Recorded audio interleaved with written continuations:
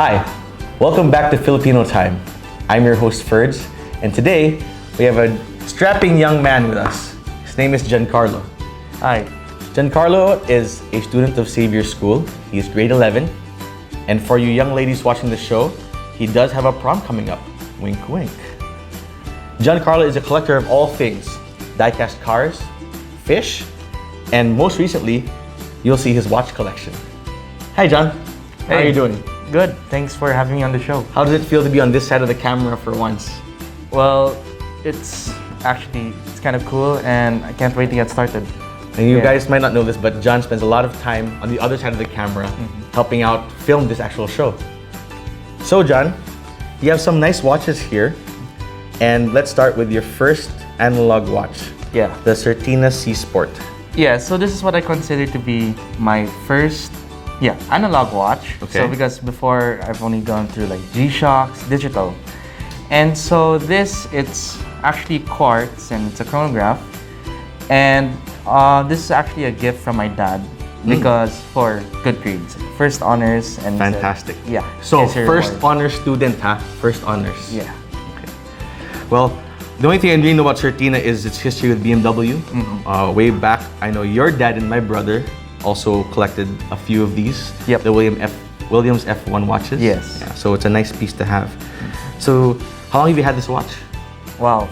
I've had it for like how many years now? Quite a long time. Okay. Yeah. And quite a long time in your 16 years of life. Yeah. So it brings us to this really cool watch. So this is the Oris. Okay, this is the Oris Big Crown Pointer Date. Yes. As you said, a very literal name for the watch. So the Big Crown, and actually, I find this pointer date really cool. When you first told me about this, I said, pointer date? Why is it a pointer date? But it actually has a hand that points to the date. Yeah. So instead of having like the date in a window or like a cyclops on it, it actually has the date around the inside of the dial. And it moves. Yes, so that's what I find the coolest feature of that watch. So this watch was actually a grad gift, a graduation gift from my grandfather. And this is when I was transitioning from grade school to high school. So this is what I consider to be my dress watch. So formal attire, wear that watch. That's a really cool watch, John. I'm still really mesmerized with this pointer date part of it. It's really cool. So you'll get up-close shots of this as you watch. So, harkening to your, well, I guess it is your alma mater since you graduated grade school already. Yep. So just like your dad, you have one of these really cool Baby Monster? Baby Monsters, the XS90 edition. So that's when, like how Xavier School has this tradition wherein they get a watch and they put their logo on it. So they've had G-Shock, they've had Swatch, and they've also had the Baby Monster from Seiko. Oh, cool. I did not know they had those other watches. And I find it funny, we had this conversation earlier, how it's funny that it's a big watch, but it's called a Baby Monster. Yes, even though it's bigger than the original Monster. So if anybody out there has anything to say or can illuminate us as to why it's that way with the Baby Monster and the Baby Tuna, feel free to comment. This watch, this is really cool. It's a nice vintage piece. Yes. So, the Seiko Pogue 61396002. So the 6002 is the gold one, right? Yes. So this is the actual color of the watch that William Pogue brought with him to space. Well, yes, but just for this variant, it's actually somewhat a resto mod because it's using aftermarket aesthetics, such as the dial. So if you see like maybe in person or in some really clear photographs, it's slightly different from other Seiko Pogues. That's because it's pretty much a restoration mod. I see. But this is also a gift, right, from somebody? Yeah, it was a gift from my uncle. But it wasn't working when he gave it to you. Well, who is that uncle? So the problem with it was once I put it down, within a minute or maybe two, it would stop working. Okay. Yeah, stop ticking. So just recently, I came back from a trip to Mangloy. Oh, the famous Mangloy. The famous Mangloy, the master. The master. And so I went to his shop and then told him the problem. Then gave it to him. Then he opened the case, tinkered around a little bit with the mechanism.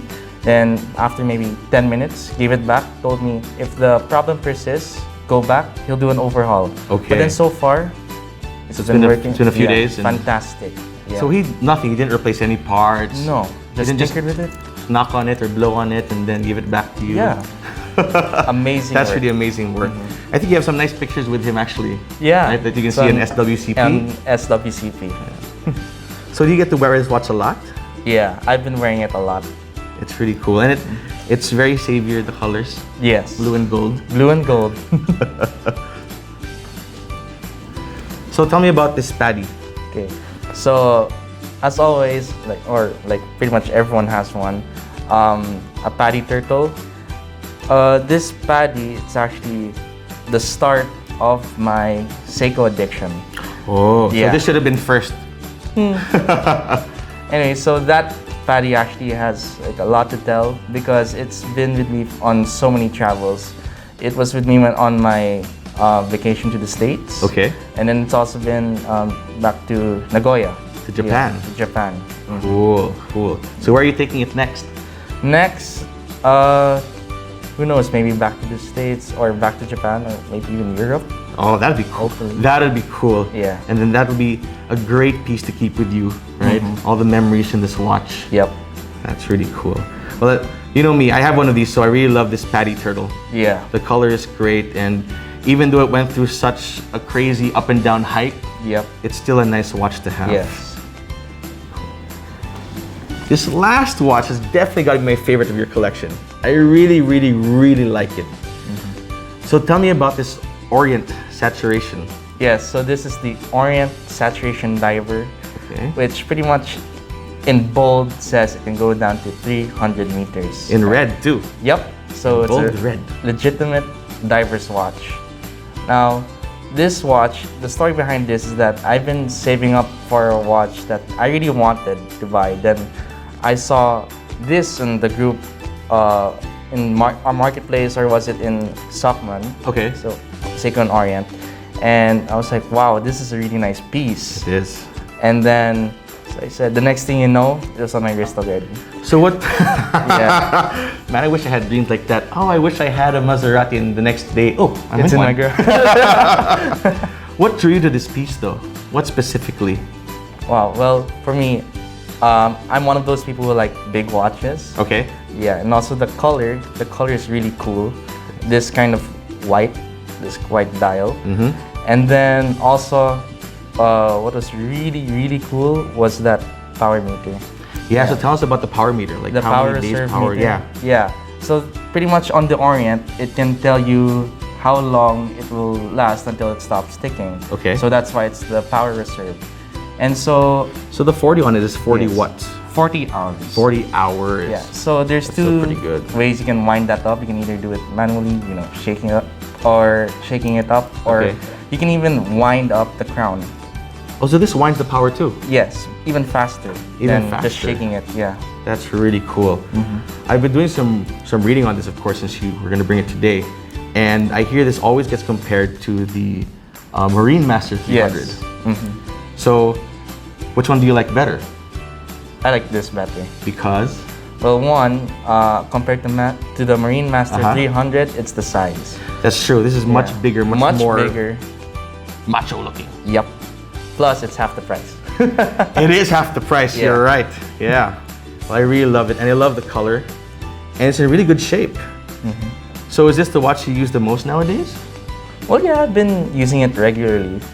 Yeah. So I just alternate between my watches. So it's 1, 2, 3, 4, 5, 6, and 7. So one Yeah. for every day of the week. Yep. And you're wearing now a G-Shock. Yes, I'm wearing this G-Shock, the red camel.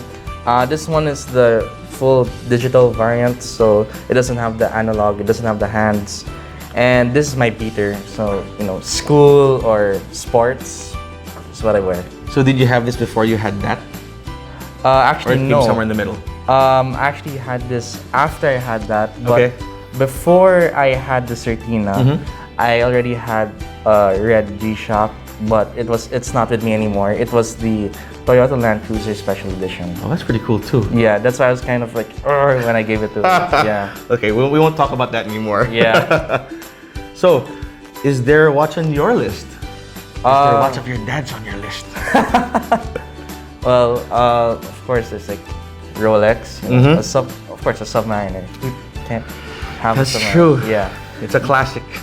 But on the Japan side and the more affordable side, I've really liked the looks of the Seiko Pogue, the Coke edition. Okay. Yes, with the black face and then the bezel with the black and the red. You know, I don't even think I've seen one in person yet. Yeah, And I've seen a lot of Pogues. It's a real jewel. Yeah. Wow. Well, good luck. Happy hunting, because I'm sure that's not easy to find. Yeah. So there you have it, folks. Giancarlo, 16 years old, still looking for a date. We'll see you next time on Filipino Time.